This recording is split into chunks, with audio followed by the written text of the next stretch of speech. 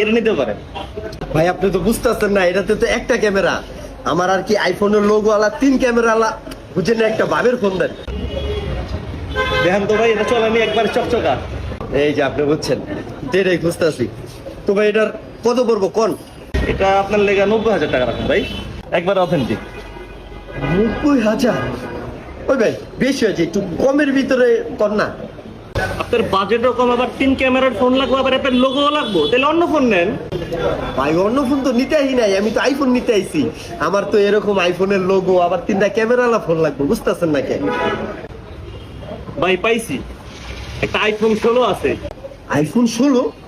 16 pro, এই যে iPhone 16 pro, এটা নিয়ে যান। 3টা ক্যামেরাও পাইবেন, আইফোনের লোগোও পাইবেন।